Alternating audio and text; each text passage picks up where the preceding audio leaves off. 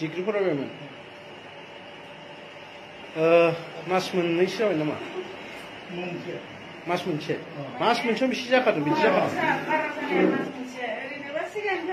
एसे मोनबाय थाखादोंमोन आरो ना सानाय सुनायफ्रा माने हरदा थांलाय फैलाय जायो आरो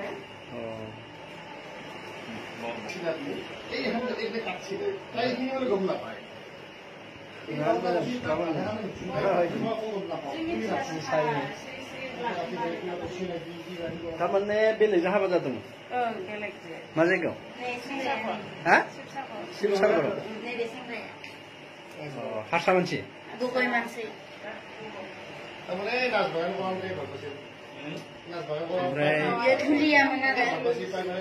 दा फैला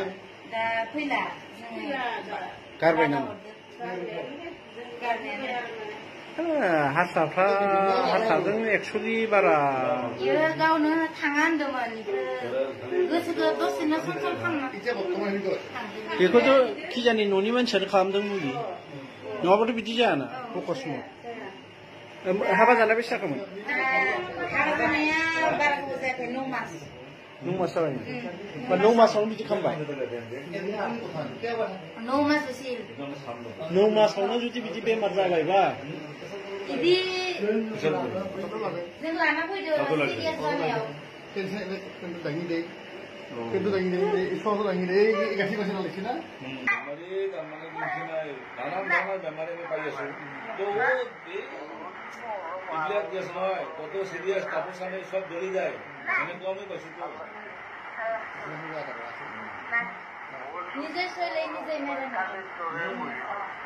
নিজে তার নিজে ভুংছি হঠাৎ মারছি আমি জানি এইবিলাক আছে আমার হাতে ঠিক হয়েছে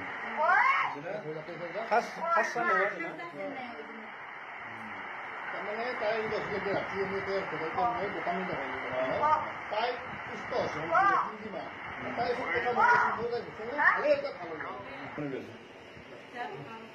बिदि मोसानानै माने अल इन्डिया मोसानानै प्राइज मोनबोयोमोन बिदिनो प्रियंका बर'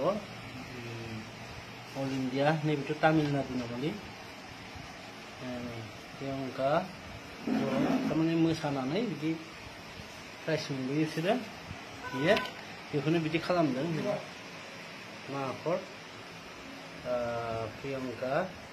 बर' नैबे नै असमियानि ना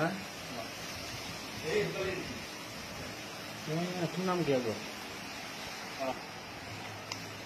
नै प्रियंका बर' नैबे आसामनिमोन state level referee committee for student award self government of आसामनि बेयो नैबे आसामनि आरो दंबायसोमोन हजों थाबोजोब्बायना गैलाना हजों थाबोदोंना माथो फैबाय दसेनो एकदम माथो हाखायामोन एसे माने लेभेलाव फैबाय हुस फैबाय थारमाने हुस गैयामोन दहाय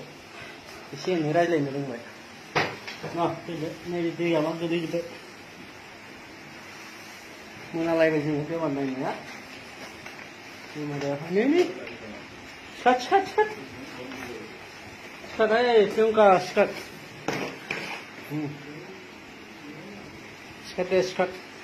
फै फाहामखागोन ना जोङो नोंखौ फाहामखागोन जोङो टेनसन गैया दे फाहामगोन दे फाहामखासिगोन नोङो बेमारिया नै माबायदि खालामो मानसिफोरखौ अनेक सिस्टेम खालामोना